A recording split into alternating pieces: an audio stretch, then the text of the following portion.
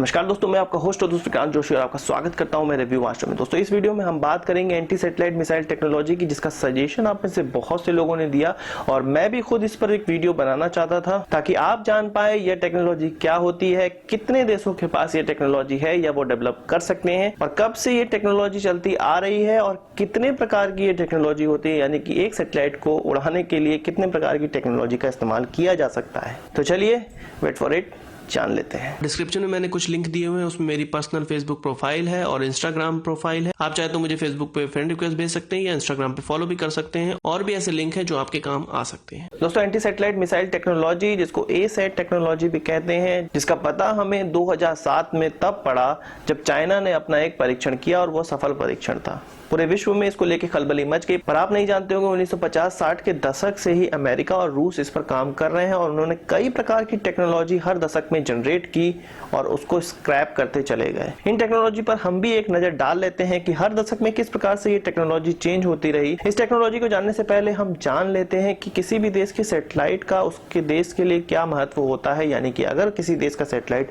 कोई specific satellite उड़ा दिया जाए तो उस देश पर क्या इफेक्ट पड़ेगा। आपको पता होगा विश्व के अग्रणी देश अपने अपने सैटेलाइट नेविगेशन का इस्तेमाल करते हैं, कम्युनिकेशन में अपने सैटेलाइट का इस्तेमाल करते हैं, मौसम के लिए अपने सैटेलाइट का इस्तेमाल करते हैं और अपने ग्राउंड ट्रूप्स को लोकेट करने के लिए अपने सैटेलाइट का इस्तेमाल करते हैं और अपनी मिसाइल को गाइड करने के लिए भी सैटेलाइट का इस्तेमाल करते हैं। तो यदि किसी देश को किसी विरोधी देश के ऊपर विजय पानी है या उसको किसी वॉर में युद्ध में हराना है, तो उसके यदि एक सैटेलाइट यानी कि कम्युनिकेशन सैटेलाइट आप कह सकते हैं, नेविगेशनल सैटेलाइट, इन पर अगर वो काबू पा ले तो उस पूरे देश के कम्युनिकेशन को वो ठप कर सकता है, यानी कि उस देश से इनडायरेक्टली वॉर जीत सकता है। यहाँ पर एक चीज और मैं आपको बता देना चाहता हूँ, ये टेक्नोलॉजी बहुत ज्यादा कॉम्प्लिकेटेड होती है, पर इसको सामान्य भाषा में इस तरह हम समझ सकते हैं। यदि किसी सैटेलाइट को उसके ऑर्बिट में उड़ाना है तो हमें केवल और केवल ऐसे कैलकुलेशन की जरूरत पड़ेगी जो यह डिसाइड कर ले कि एक स्पेसिफिक समय में वह सैटेलाइट कहां पर पहुंची होगी और अपने हाई डिस्टेंस वाले बैलिस्टिक मिसाइल जैसे 5000-6000 किलोमीटर वाले बैलिस्टिक मिसाइल का इस्तेमाल करके किसी भी सैटेलाइट को बहुत ही आसानी से उड़ा सकते हैं। तो इन शॉर्ट ये कहा जा सकता है कि किसी देश के पास एंटी बैलिस्टिक सिस्टम है, यानी कि मिसाइल को हवा में ही उड़ा देने की टेक्नोलॉजी है, और उस देश के पास इस प्रकार की टेक्नोलॉजी है कि वो ऑर्बिट में किसी सैटेलाइट को आसानी से प्रक्षेपित कर सकता है, एस्टेब्लिश कर सकता है, तो वह देश इस टेक्नोलॉजी को बहुत ही आसानी से समझ सकता है और इस्तेमाल कर सकता है और डेवलप कर सकता है। 1950 और 60 के दशक में अमेरिका ने पहली जो टेक्नोलॉजी डेवलप की थी, उसने यह किया था कि अपनी मिसाइल पे एक न्यूक्लियर वॉरहेड लगाकर उसको आसमान में प्रक्षेपित कर दिया था, जिसके विस्फोट से उसने सोचा कि एक स्पेसिफिक सैटेलाइट को उड़ाया जा सकता है, पर हुआ इसका उल्टा। उसकी 3 सैटेलाइट को इससे नुकसान पहुंचा और आकाश में एक रेडिएशन भी फैल गया, जिससे पृथ्वी पे भी जनजीवन को थोड़ा सा नुकसान पहुंचा। यह चीज जब लाइमलाइट में आई तो रशिया और अमेरिका ने इस चीज पर एक ट्रीटी पे साइन किया कि स्पेस को किसी भी तरह से वॉर जोन हम नहीं करेंगे, स्पेस सबके लिए फ्री होगा नोबल कॉज के लिए। तो यह प्रोजेक्ट वहीं पर खत्म हो गया। उन्होंने यह डिसाइड कर लिया कि हम किसी प्रकार के न्यूक्लियर वॉरहेड का इस्तेमाल नहीं करेंगे। 1960 और 70 के दशक में रशिया ने इस टेक्नोलॉजी को थोड़ा और आगे बढ़ाने की सोची, तो उन्होंने एक ऐसी टेक्नोलॉजी डेवलप की जिससे किसी वॉरहेड को या किसी मिसाइल को उस ऑर्बिट में लॉन्च करने का सोचा जिस सैटेलाइट को उसे उड़ाना है। 1-2 घंटे में उस ऑर्बिट में मिसाइल को एस्टेब्लिश करने के बाद वो सैटेलाइट को उड़ा सकते थे, पर इससे यह नुकसान हुआ कि जब सैटेलाइट उड़ी तो उससे इतना डिब्रीज पैदा हुआ जिससे खुद के रशिया की सैटेलाइट को भी नुकसान पहुंचने लगा और अदर सैटेलाइट्स को भी नुकसान पहुंचने लगा, या अदर जो भी चीज स्पेस में घूम रही थी उनको नुकसान पहुंचने लगा। तो उन्होंने यह सोचा कि इस प्रकार की टेक्नोलॉजी भी सही नहीं है, क्योंकि इससे स्पेस में काफी डिब्रीज जनरेट हो जाता है। रशिया के इस कारनामे को देख के अमेरिका भी थोड़ा जागा, तो उसने डेवलप किया 1970 और 80 के दशक में एयर लॉन्च एसैट टेक्नोलॉजी, यानी कि इस टेक्नोलॉजी में ऐसे जहाज का इस्तेमाल किया जाता था, ऐसे व्हीकल का इस्तेमाल किया जाता था जो हाई एल्टीट्यूड पर उड़ती थी और वहां से कैलकुलेशन के साथ उस मिसाइल को प्रक्षेपित करते थे और किसी सैटेलाइट को उड़ा देते थे। तो इसमें भी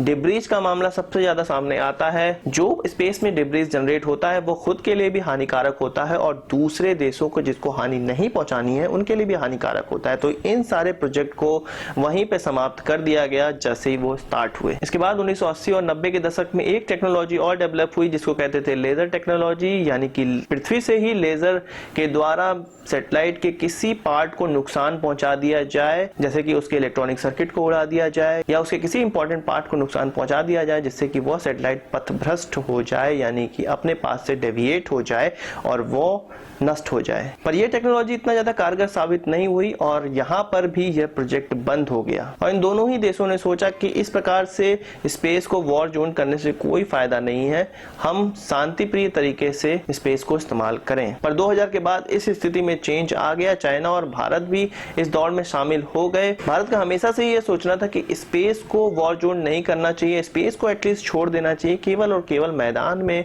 पृथ्वी पे हमें वॉर करनी चाहिए, स्पेस पे नहीं करनी चाहिए। पर चाइना का ऐसा नहीं मानना था, वो अपनी anti satellite missile technology generate कर रहा था और 2007 में उसने इसका परीक्षण भी कर दिया। 2007 में चाइना ने KT-1 रॉकेट लॉन्च किया और पेंगुइन 1C सैटेलाइट, जो कि उसका एक वेदर बताने वाला सैटेलाइट था, जो कि खराब होने की लगभग कगार पे था, उसको उड़ा दिया। इसको कहते हैं काइनेटिक किल। इसमें किसी भी प्रकार का कोई वॉरहेड इस्तेमाल नहीं किया था, एक्सप्लोजिव इस्तेमाल नहीं किया था, केवल और केवल तेज गति में एक मिसाइल सैटेलाइट से टकरा दी जाती है और सैटेलाइट वहीं पर एक्सप्लोड हो जाती है, खराब हो जाती है, टूट जाती है। चाइना के इस कदम से 2500 से 3000 डिब्रीज आकाश में जनरेट हो गया, स्पेस में जनरेट हो गया, जिससे उसे काफी किरकिरी हुई इंटरनेशनल मार्केट में। पर चाइना का कोई क्या बिगाड़ सकता था, वो तो यूएन का एक सदस्य है, वीटो पावर है उसके पास और उस पर कोई प्रतिबंध भी नहीं लगा सकता है क्योंकि विश्व की इकोनॉमी में उसका बहुत बड़ा हाथ है। तो सारी चीजों को यहीं पे भुला दिया गया। पर अमेरिका कहां पीछे हटने वाला था, उसने 2008 में सेम इसी प्रकार का परीक्षण किया और उसको सक्सेसफुल करके दिखाया। 2007 के चाइना इवेंट के बाद इंडिया की भी नींद खुली और उसने यह सोचना छोड़ दिया कि स्पेस को वॉर जोन नहीं करना चाहिए। 2010 में उसने भी प्रोग्राम पे काम करना स्टार्ट किया और 2012 में वीके सारस्वत, जो कि उस समय के DRDO के प्रमुख थे,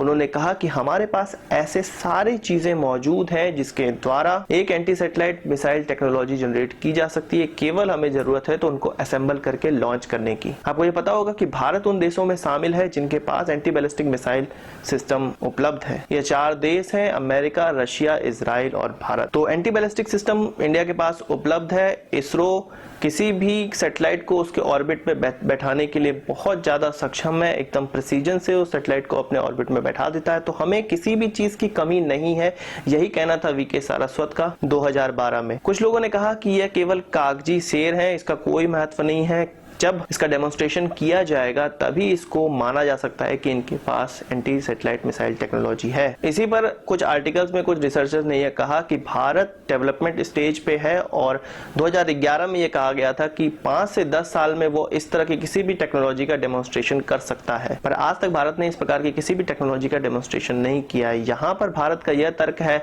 मेरा भी यह मानना है कि इस प्रकार की किसी भी टेक्नोलॉजी का डेमोन्स्ट्रेशन हमें नहीं करना चाहिए, केवल और केवल बना के रख लेना चाहिए। हालांकि डेमोन्स्ट्रेशन किए बिना यह पक्का नहीं हो सकता कि हमारे पास वो टेक्नोलॉजी है कि नहीं, पर डेमोन्स्ट्रेशन करने से यह नुकसान है कि जो हमें टेक्नोलॉजी ट्रांसफर हो रहे हैं, मेक इन इंडिया से सारी टेक्नोलॉजी हमें मिल रही है, हम विश्व की राजनीति में, विश्व की इकोनॉमी में एक उभरता हुआ देश बन रहे हैं, तो उस चीज को बहुत ज्यादा धक्का लगेगा, हम पे काफी ज्यादा प्रतिबंध अप्लाई कर दिए जाएंगे, जो कि इंडिया के लिए अच्छा नहीं होगा। केवल और केवल ऐसी चीज के लिए जिसका कोई महत्व अभी तो नहीं है, क्योंकि इस चीज पे 2007 में ही पूरे विश्व ने एक ट्रीटी पे साइन करने का उद्देश्य बना लिया है कि स्पेस को वॉर जोन नहीं करना है। तो मुझे नहीं लगता कि भारत को इस चीज पे आगे बढ़ना चाहिए, हालांकि बनाकर रख लेना चाहिए, डेमोन्स्ट्रेशन नहीं करना चाहिए, क्योंकि हमारे पास एंटी बैलिस्टिक मिसाइल सिस्टम है और हम किसी भी ऑर्बिट में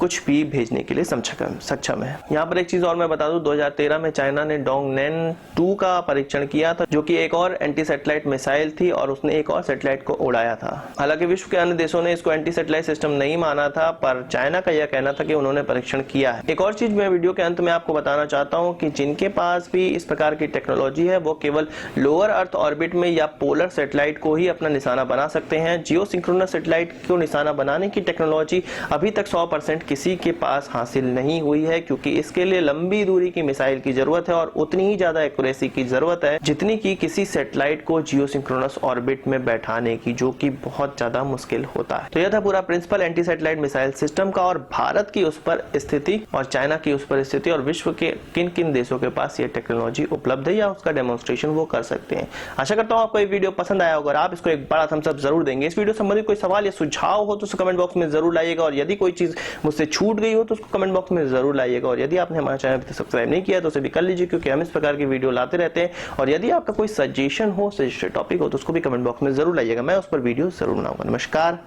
थैंक यू।